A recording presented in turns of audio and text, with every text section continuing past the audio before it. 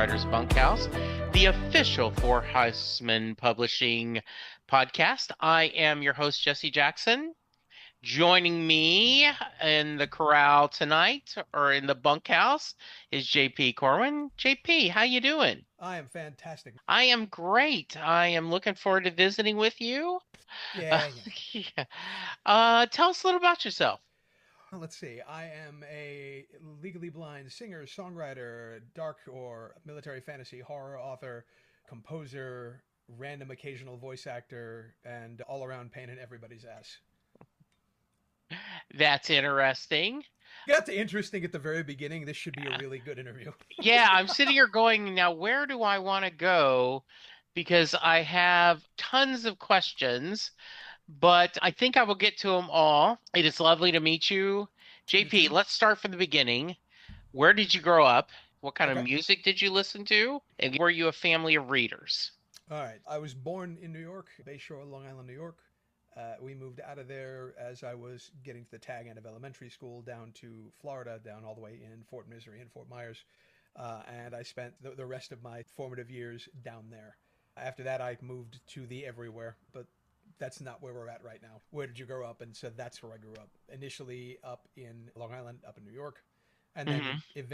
eventually down in Fort Myers, Florida. Yes, Which I, please. my dad was an avid fan of both music and reading, but there were some caveats. Right, so when I was a Okay. little kid, my dad, it was all about doo-wop mostly, stuff in the late 50s, early 60s, a little bit of Motown, some older country. But my dad was obsessed with that particular era, and that's a solid enough place to begin, but it wasn't about critical listening, and it wasn't about looking at the nuances, and it wasn't about anything other than music good, tap toe, sing along, right? And there's nothing Yeah. wrong with that. But what that meant was I very quickly had to kick those respective walls down and go out and discover music on my own for every other genre and type I could. And of course, that's what I did. Branching out was something I just had to do on my own. I discovered other genres pretty early, but I never looked back because why would you? My dad was totally blind. That's who I got my condition from. But my dad read voraciously through the Library of Congress's talking books, Okay. which is a precursor to Audible, free for people that are free matter for the blind, etc. But he read at incredibly increased speeds, but he never really processed and took on board and retained any of what he read. Right? So the concept was there, and at the very least, reading wasn't discouraged, but there was no let's talk about what you read unless it was for an assignment. There was no let me talk about what I read, says dad. Right? Hmm. So I was encouraged to read, but there was never any you should read this. And I read this when I was your age, and I think you should too, or anything like that. It was always just reading good, music good, go read and or do music. Get out of here, kid, you bother me. Just the the process for me was very quickly about okay, I understand where we're starting, but I apparently have to go and find out the rest of the world myself. And that's okay. So that's what I did. Normally, I find you don't make either one of my general associations. Generally speaking, I put people in two different categories. Hmm. The people that embraced their parents' music, and Right. then as they got older, expanded their own horizon, but never rejected that. Right. Then the others that totally rejected their parents' music Right. went and Right. found their own. And then when they hit 30, I always joke, they go, hey, that guy, Johnny Cash, my dad liked, he might be pretty good. Yeah, maybe he's onto something. How much of your sight did you have as a youngster? There is nothing that you can ask me, most especially about my eyes. That's very sweet of you to say.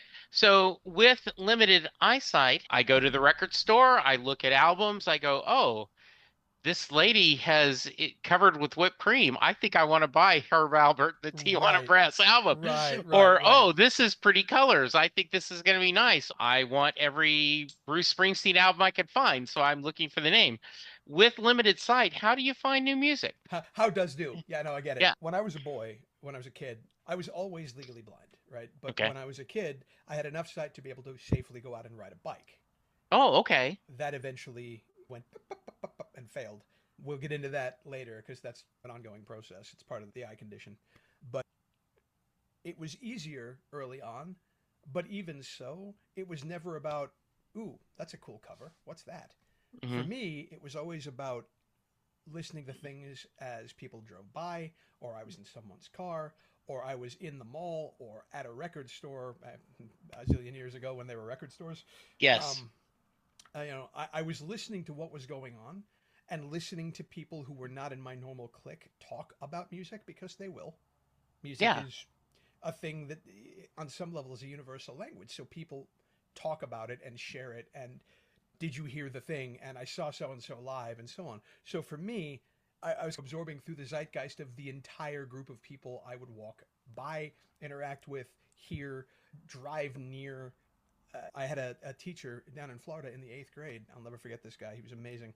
First of all, he gave me a bunch of his old records, which was an absolute treasure trove. But Sure. he also gave me a cassette that I ended up having to use. That's how I got it in the first place, to record one of those kind of radio plays you do in school for creative stuff. On the back of it was this music I'd never heard before. And so I'm like, who is this? And he didn't know who it was either. And so I had a many years of trying to figure out who these individuals were. And this was just my life with music.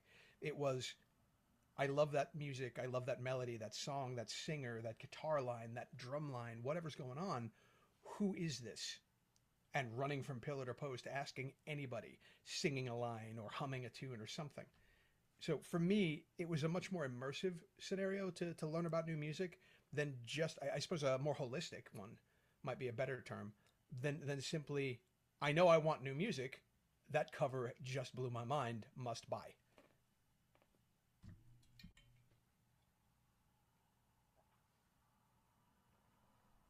What I Okay. find interesting, though, is we've all got that problem of hearing a song and going to the record store, or now we can go to Mr. Google or Ms. Oh, Google sure. and say, but back then it's exactly what you're just describing, right? I think it goes na na na, and I think it's got this phrase.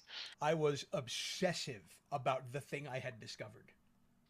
When you cannot read, the only reason I don't narrate my own books is because the amount of time it takes me to record is entirely exaggerated because I have to do what people on stage have to do. I have to memorize every line before I spit it out. And that's fine for maybe something as long as even a novella, but when you get to full novel length, let alone the doorstops I write, that's not an option. But Mhm. I lay this out because since I cannot read as I go, my eyes won't track fast enough for that.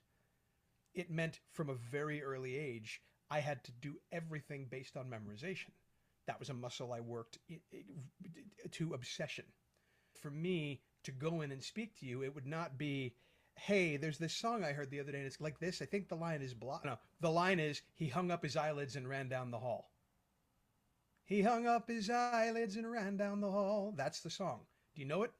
That's how I always had to interact because I couldn't just read things and go. I had to memorize everything, and I was absolutely obsessive with it. JP, what you talked about working that muscle, did you start out having a good gift of memory anyway? Or was this something specifically? And if you did have to build it, how do you do that? So it's definitely something I built. Um, I can't speak one way or the other. I'm too close to it to say I started out with a particularly strong gift of memory. In order to navigate the world, I had to commit everything to memory. As an example, if you are a kid and you're going home, you can point to streets and point to landmarks as you're going on the bike or in the car or on the map or whatever, right? Turn right here. You can do that. I could never do that. So it was always two streets down, turn right. There's a store right there at the corner, a local grocery, like a little tiny convenience store. The name changed over the years, but it was this place, right? We're two streets down after we've turned off of that light. I had to live every day in my life with that mindset because there was no other way to successfully navigate the world. And that's just one teeny tiny example. I don't think it was a case of I may have come pre assembled with a good memory, but it was a muscle from earliest childhood I had to use. And so it just developed on its own. And then as I got older and realized what was happening, I took extra steps to develop it because there are things you can do deliberately. But I wasn't doing them deliberately. I was doing them as a matter of survival. Does this ability to have a strong memory, did that serve you well when you decided to start writing? Oh yeah, both as an author and as a musician, as a songwriter, or even a composer. The ability to recall the sorts of details that someone in my situation, I won't say requires, but certainly requires to navigate it the way I do, really opens doors to allow me to drag all of that sensory data and memory into either the song or into the written word on the page when I'm working prose or poetry, because I've lived it in a way and brought it home sensorily in a way that demands that memory, which means that memory is a tool I can just reach into the toolbox and pull out. Does that make sense? When you're writing, and I'm going to ask you some origin Yeah. stories later, but I just jumping to, I used to, when Tom Clancy was incredibly popular, I did not enjoy his books because I felt they were too detail oriented. They were too Right. technical. And I like get that. Clive Cussler, just like Tom Clancy would spend 3 pages describing the underwater submarine, and Clive Cussler would say he jumped in the underwater submarine and chased after the bad guy. And that's Tolkien versus Star Wars is what that Yeah. is. And So, both have their place, but they're very yes. different. Do you, is that a, when you're writing, do you at times have to, do you make that choice about how detailed I want to be? For So example, and no, I'll give you one of the things when we are interviewing for a tech support position at my job, it's how well can you document what that person is telling you and how well can you repeat it back, sure, right? Something's wrong with the program. Okay, I need a little more than that, right? And so we will ask about that. And one of the things is how well can you give directions, right? If someone you were giving directions to your house, how well you would do it. yeah, And some people are very good at it, and some people are vaguely because, hey, you put it in the GPS and follow. Does it depend on the mode of story you're telling, which cap you put on? the very first thing I ever wrote that was long form, an actual novel, has not yet seen the light of day Hmm. because it ultimately has become book 10 or 11 in the series that I'm writing. I mention this because when I first wrote it, it was unintentionally purple, unintentionally wordy, descriptive, focused on things that were interesting maybe, but that ultimately didn't matter. I was a little too focused on turn of phrase to get the exact thing I wanted out on the Right. page. And all new writers make mistakes that are like that. They either bring a feast to the table, whether you want one or not. Really, I just wanted a goddamn burger, Yeah. or they bring potato chips when this is supposed to be a 10-course meal, right? Yeah. For me, I did too much to begin with. Then I took a couple of years off, then came back to it again when I was no longer in a position to do a lot of the activities I was. But when I came to the conclusion that, okay, it's time to start writing again, I'm ready now. And I was, thank God. The propensity for me was I want to put the all of it. If I feel it has to go in, I'll put it in.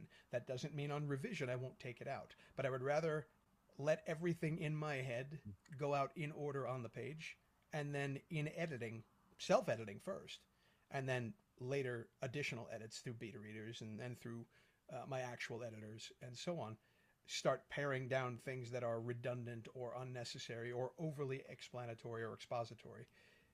I would rather put most of it on the page the first time and pare it back than have to go back in because I left it too skeletal and narrow.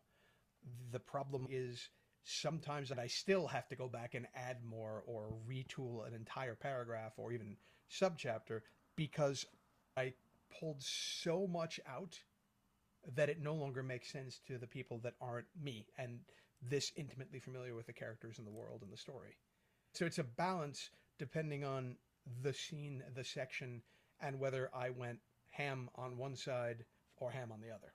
If that if that It answers your question. it totally makes sense. I remember I can't remember which showrunner, but there was a showrunner being interviewed, and he talked about that everyone has shared horrible notes from executives.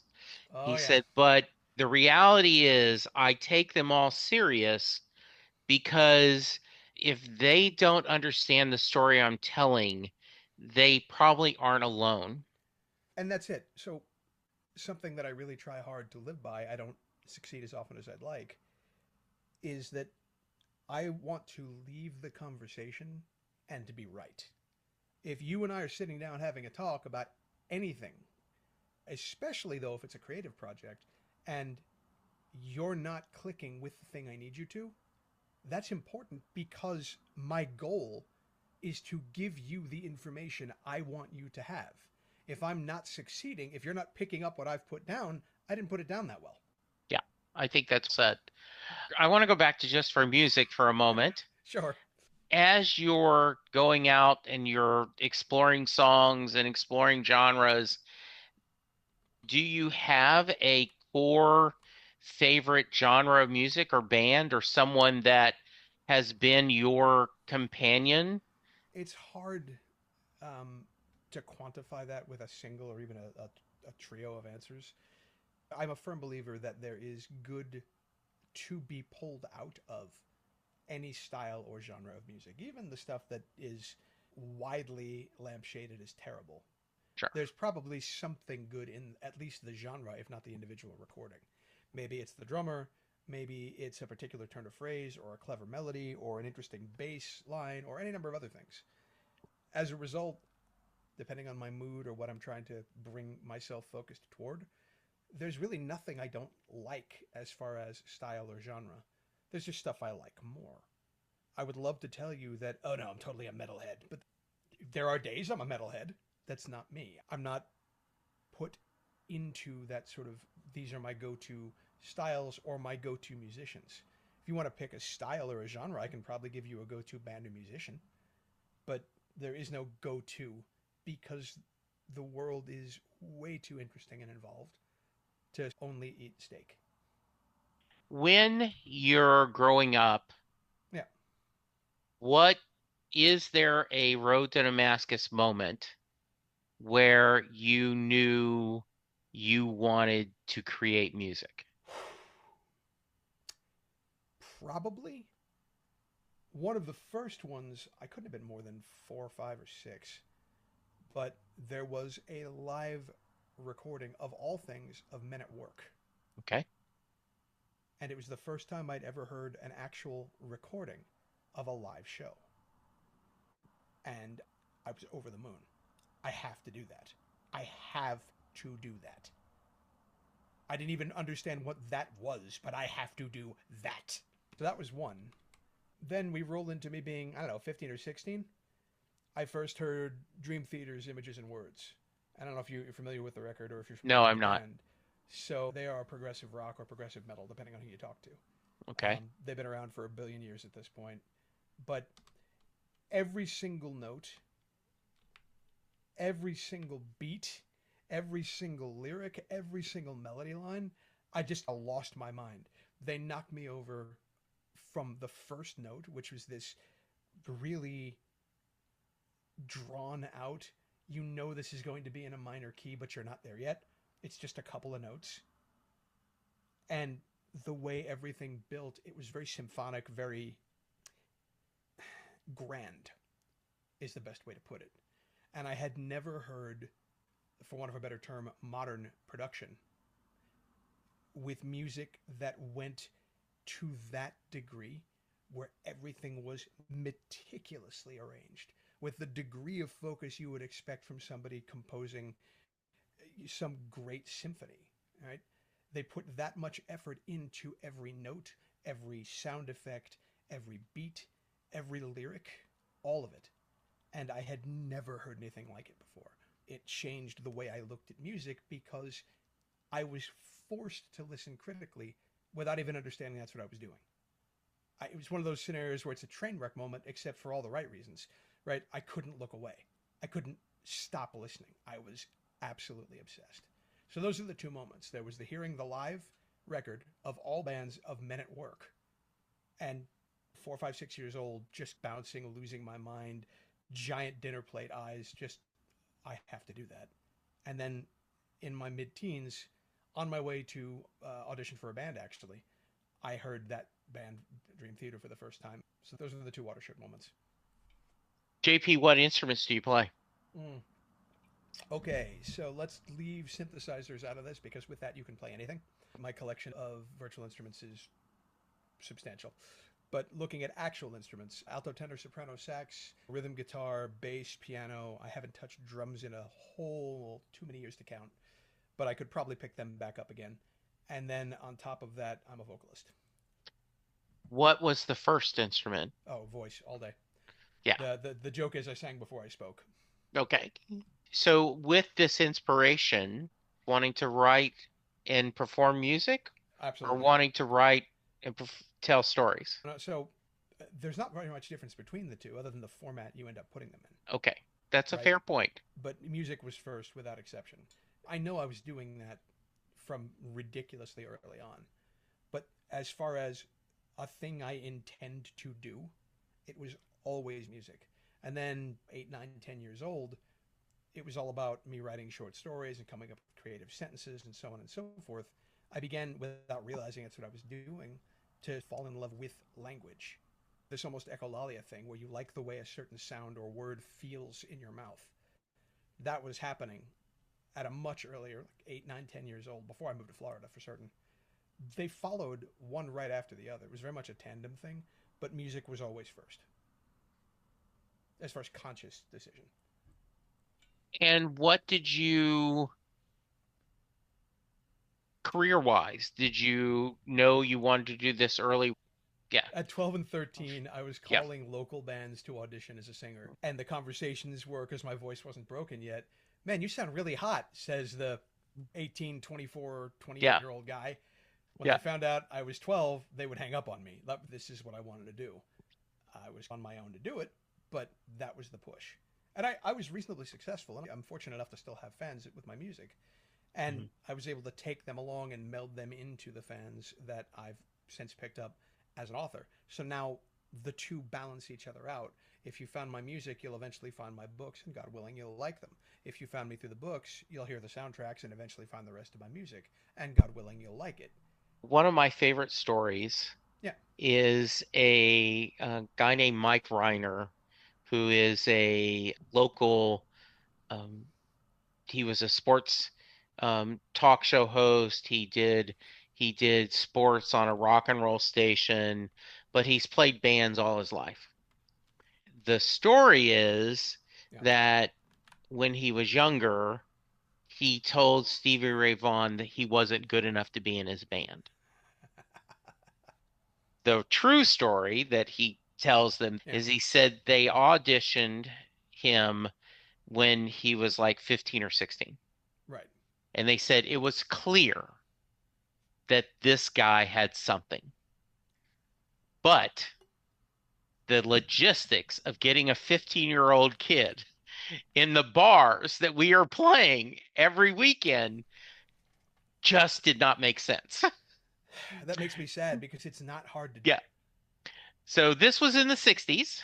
You've always wanted to tell stories, a watershed moment, as you put it, a road to Damascus moment, where you've decided all these stories in your mind, you've written music, you've done, I want to put it together as a book. And you mentioned your first one was you started at volume 11 of your 15 volume series or whatever it is, right? Yeah. So the thing for me, much like with my music scenario, I had to branch out on my own and feel the Right. box I was in and then look for ways out and what else I could find. So when I was a kid, I read this ridiculously, hysterically charming copy of a bunch of Greek myths called Tanglewood Tales. And of course, there were the various choose your own adventure books, and then eventually you get the things like Narnia, Tolkien, Stephen King's works. Specifically, It and the Dark Half blew me out of the water. Wonderfully creepy. Much Ado About Nothing was the first Shakespeare I really fell in love with, and I was like 11 or 12. I should go to my library and start reading. And I did. Objectively, it's fantastic. Whether you like it is a different matter. But Much Ado About Nothing was the thing that really shook me a little because I'd never read something so clearly witty and funny as that specific set of banter back and forth. Then I read The Incarnations of Immortality, which is Piers Anthony's sort of Death, Time, Fate, War, Nature, Good and Evil series. Absolutely fascinating, combining so many different genres the way he did. I And love that series. right, building this completely believable, in spite of all the fantasy, world. And then turning so much of myth on its head. Absolutely fascinating. Hook, line, and sinker I was in, right? Then one book in my school library changed literally everything in my life. And it's not something you might imagine. I stumbled across a book, and it was absolutely nonfiction, called, I'll never forget this title, Anomalistic Psychology, A History and Study of Magical Thinking. Boy, that And just says pick me, right? it actually did for me because I'm like, wait, this is something that is absolutely in the nonfiction section. And it is taking the question of magic from a scholarly and serious direction, not instantly saying this is all fake or this is all real or this is all anything. It made no pronouncements other than it purporting to have done the research, to have an actual history and study of the way people, human people, from antiquity and on, thought about magic and how it may be applied to things. And it absolutely, I was obsessed. Right? So from there, I start looking up everything I can about every religion or religious sect or cult or whatever that I can safely get my hands on from actual libraries. And then I eventually find things like Buckland's Complete, the Big Blue Book from Complete Book. And that's the Druidic tradition or a Druidic tradition, but that focuses on what is now more commonly just called Wicca. And then I found a bunch of stuff on the Hermetic orders, and then I found a bunch of stuff about different Eastern religions. And it just changed the way I viewed interesting things like through fantasy, the sword and the sorcery, right? Now I'm looking at it going, no, wait a minute. It's neat that that guy can throw a fireball. That's cool. But what does that actually do to anybody that actually sees it? Oh my God, that guy just pulled his hands apart, said some random nonsense, and an actual ball of fire erupted. My brain started going down the road of what does that do to those who become aware of it, who have heard about it, or who witnessed it. And it changed the way I viewed story and the way I viewed character, because now I wanted to know what the effect on them here was. Not just the cool popcorn chewing movie scene, but what was going on in their head when they saw the cool popcorn chewing movie scene from 5 feet away. That was my road to Damascus moment, putting all of those things together.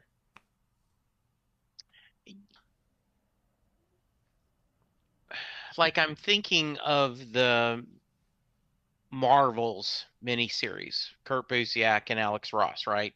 Okay. The idea of the people in the Marvel universe seeing what happens from their perspective.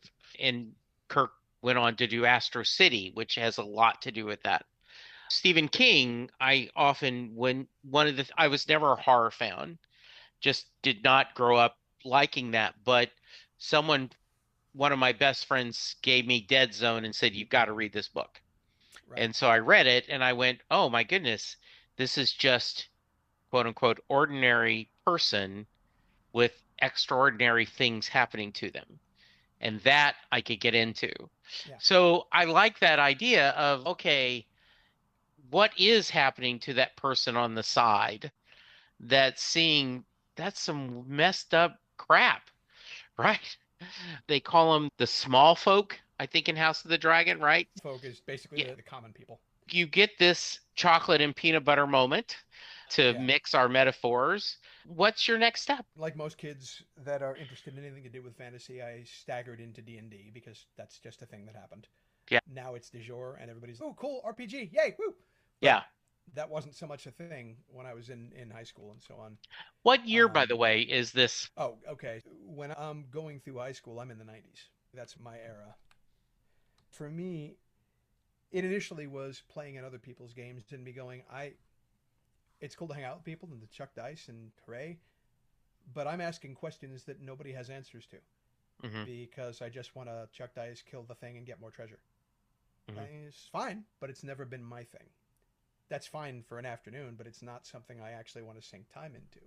My brain instantly goes into, all right, so I am playing this guy or girl, and here is their entire life's backstory.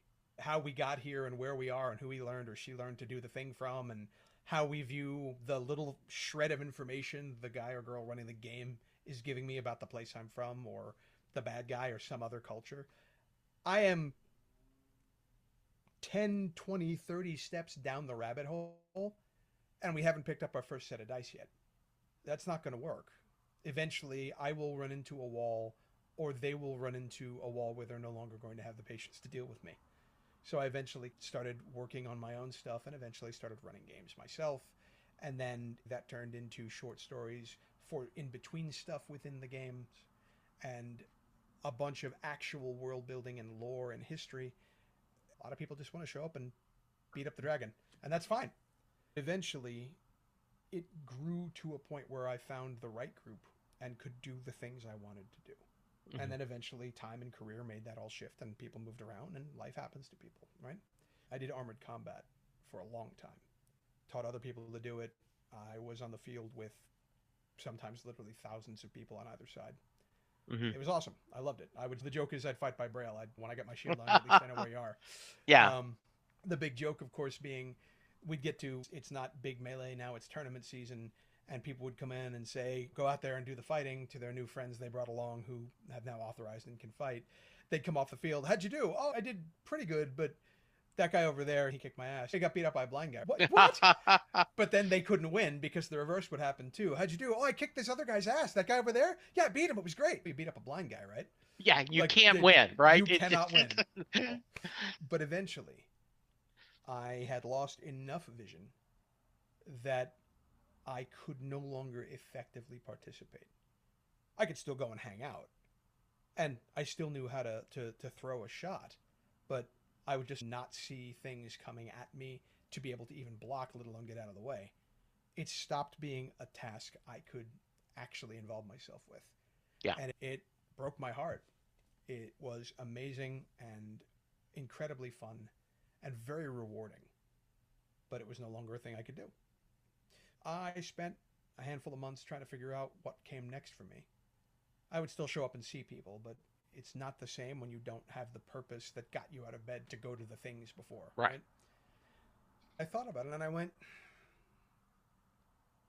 if I, of all people, can't describe to you what it was like to be in the shield wall, or what it was like to hear the commands being shouted, or be in a formation, or be in a one on one tournament bout, or have to deal with the varying terrain, or the uncertainty of where the enemy is. If I can't explain that to you in a way that makes you feel like you were beside me on the field, the hell was I doing for a decade? My whole gig is I remember things because I have to with deliberate and intimate sensory detail because it's necessary to function for me. So if I can't take that information and drag it out and onto the page, clearly I have just failed at everything Yeah. relevant. So that was what made me sit down and go back to the series. And initially I thought there was a bunch of stuff I was going to keep as prehistory. I'll tell you what, how about I go back and write that instead of being prehistory and make it the first book? Then I Hmm. realized that was going to be two books. Then I realized even two books wasn't going to be enough. Nobody knows me as an author. Nobody's going to read a 9,000 page book from a guy they've never met or never heard of. That's Yeah. stupid. So I carved off a substantial ish piece and then added another eight or so thousand words to it, and it became my debut novella, which was The Dawn of Unions. And the biggest complaint I got from people was, it be too short, make long. Okay. I got more. Don't worry. And so then we get to the other books that have come out so far, which are The Drums of Unrest and The Eaters of Time, which have been fairly well received, which is flattering and encouraging. So, And that's how we got there. so JP, I'm curious. One, go ahead and give me your elevator pitch on your series. So the shortest version is people have their lives, their own moments in the sun or out of the sun. They're going about their lives. They all have aspirations, fears, hopes, dreams, all of it. In this scenario, we have a world that is well peopled, is dealing with an emerged middle class of some 500 years. Language is shifted. The way people think of the world has shifted, but they don't think beyond what's going on in front of them, the plans they have, the thoughts they have. And then suddenly they're faced with quite the opposite, a little tiny village, a speck of nowhere in a sovereign county, should be there and together and having an autumn feast, just a festival to celebrate a good harvest. And then the forester and his boy disappear. And then bit by bit, people begin to realize that while there aren't people or creatures or beasts surrounding this little tiny thorp, there's this eerie silence. And then they send people out and they discover that there's far more than eerie silence. There are things moving that looked a minute ago like they shouldn't be. And then there's red fog. And bit by bit, they discover that not only are they surrounded and not only are they besieged, but this is the first tiny foray in a much longer and much older war that everyone seems to have forgotten has still been going on. So from the north to the south, bit by bit, the world is waking up, probably too late, to discover that they have been fighting a war they'd forgotten they were in. And I Sure. often have writers on the show, and there is a fairly consistent connection between music and writing. Some Sure. people have to have a certain type of music on. Like some will go, I can't have lyrics, I have to have instrumental, but soundtracks going. I have a picture in my mind of what kind of music this character listens to. So And what's my then author soundtrack? I was going to say, though, as you've taken this step forward and you've actually done your own soundtrack. I have Correct. seen artists that will have a playlist that accompanies a novel, like, oh, here's all the songs I mentioned, but you actually do a soundtrack. Talk to me a little bit about that, JP. So the short and sweet of it is this. The world is mid 1500s ish as far as a real world analog. So we're way before things like radios. When that's the world, entertainment is whatever you can get around the fire or in the barn or at the local tavern. And so you have people literally wandering around, be they bards or jongleurs or the like in the real world, who are making music and telling tales and stories and spreading news and so on. Within the pages of even the novella, there are flashes of lyric, bits of song. And of course, everyone who knew me already would reach out to me on social media and ask the same question. It's you. We know they're real songs. When can we hear them? Conveniently, I'm working on that. Here you go. And that let me, going back to the laundry list of virtual instruments I have, really stretch my wings, as it were, on symphonic music and cinematic music. So I've got the folk music from within the world. And then on top of this, I have these music cues, these symphonic or cinematic moments where here is the music that's in my head as I'm writing this scene. Here's the song that, when I'm fortunate enough one day to get picked up for a movie or an animated or a live action series, this is the piece that's going to be playing underneath that scene because I've already written it. So the first book has its soundtrack out. I'm all but finished with the second soundtrack. That allowed me to do some more stuff, but that'll be out soon. I've got a bunch of stuff written for the third book's soundtrack, but it's not in a ready state at this point. And then once I finish working on what is now technically book 3, it's the fourth in the series, counting the prequel, I'll finally get to sit down and work on that as well. But I tend to write music as I'm writing the prose. Because a scene will happen and there'll be a melody in my head, or a scene will happen where there's actual lyrics. And before they hit the page, I have to finish the song. Because otherwise, I run the risk of writing it and the song being off when I go to record it. I want the words on the page to be locked in with the performance of the piece, which means the piece needs to be done. The folk side is done as I'm writing the book, whereas the symphonic side sometimes is done after. One of my favorite stories is Robert Asprin, who did the Myth Myth series. series. Yep.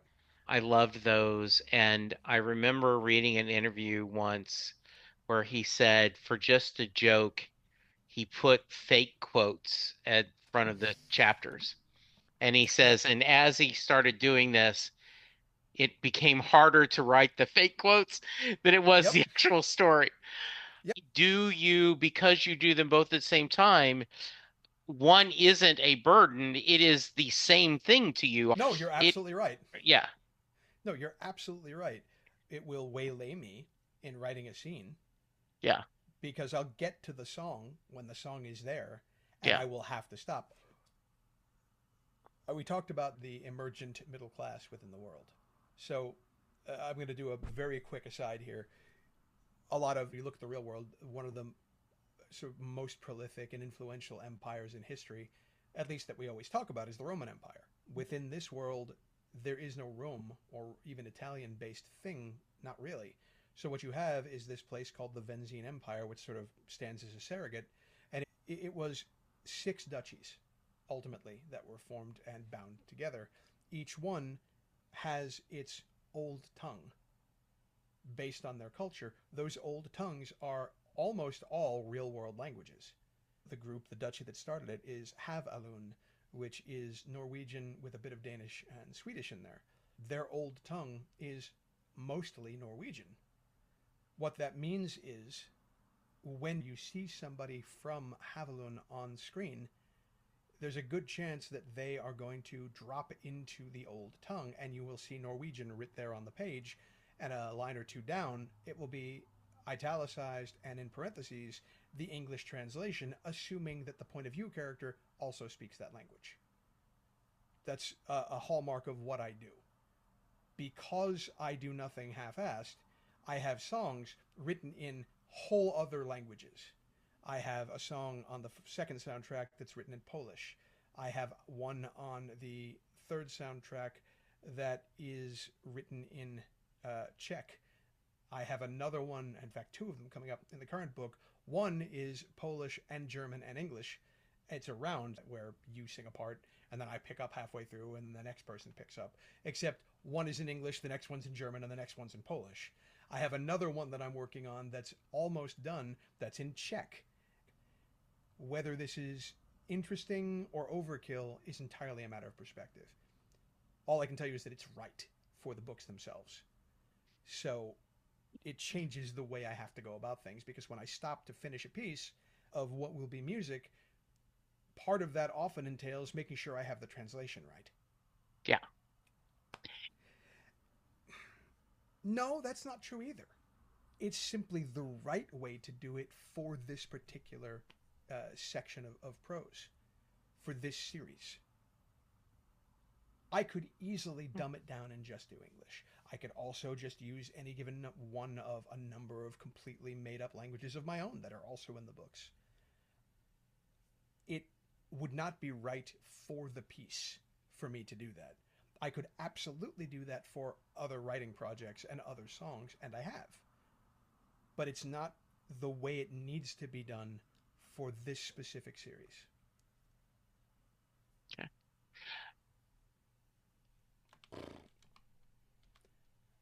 The only thing I can think of is us talking about the next book and future plans. Tell me what's next for you. Also, I am racing, sprinting to the finish line, or trying to, for Echo of Tombs, which is the next book in the Cycle of Bones series. And among other things, I finally am delivering on a promise I made in the Drums of Unrest, the first full novel in the series, which is a particular tournament in a particular city. There's a lot more going on, of course, And part of the either curse or benefit of how I write is you've got these moments of I'm with this character and in their head and over their shoulder now. And then later on we switch to another one. You, the reader, know way more about what's going on than the characters. So now you have that sense of anticipation of when do they hear? When do they find out? And then just more books, more soundtracks, and God willing, I'll get another tour going. I haven't done a tour in a number of years, and frankly, I'd like to get back to the road. Yeah. So I'm going to ask you in a few minutes for final thoughts, Okay. but one of the questions I have been ending these episodes with is I'm fascinated as writers, and most writers are also fans of music. What would you pick as one of the best written songs? A song that you go, yes, that was really not necessarily your favorite song, but a song you go, gosh, that told a great story. Yeah, so I'm glad you qualified that because it's an impossible thing to answer of what's the best or what's Right. that's that is subjectivity incarnate at that point. Yeah. There are a few songs that come to mind that are perfectly executed. Desert Rose by Sting, Joy and Repetition by Prince. Halsey has a couple also. Ego and Lonely is the muse from her new album. I go back to Graveyard. Those are perfectly executed songs that delivered exactly what they wanted to. You understand everything that's going on. The right amount of production is and isn't there. The songs are delivered as these perfect kind of time capsules of exactly what the songwriter and the performer wanted. You can probably look at going back from story perspective. I'll go to country. Sawyer Brown had a song a billion years ago called All These Years, which is just this perfect story. Meanwhile, you look at Unravel, which is the opening theme to the anime Tokyo Ghoul. Beat Crusaders Moon on the Water from Beck. That's another timeless one that's perfectly executed and tells the right story. I could go on, but it really is an impossible thing to pick one. I like all of those though, and I like that perfectly executed, right? The idea that they wanted to put across an emotion and a feeling, and Right. that's well done, and a story. Well done. Yeah. JP, this has been so much fun. If someone wants to reach you, how can they? Smoke signals are generally frowned upon. There's a really good chance I won't notice them. If we skip smoke signals, which is probably best, also waving across the room, not helpful. But if you hop online, Facebook is JP Corwyn Official. Everything else is /JP Corwyn. I am super easy to find. You just got to know to look. All right. Thank you, my friend. Hey, I've really enjoyed this. This has been a fun conversation. And as always, I say to those who are familiar and watching from wherever it is you're watching from, thanks for all the electricity. Thank you, everyone, for joining us. Um, I want to thank JP for helping me have a great conversation. I want to thank you guys for listening. And I always like to remember, especially as we're going through, there's a lot of interesting things happening in the world. And I always like to, when I start feeling depressed, think about there's a good chance that you haven't read your favorite book yet. Thank you, listeners. Thank you, JP. Be safe, be kind. We'll talk to you soon.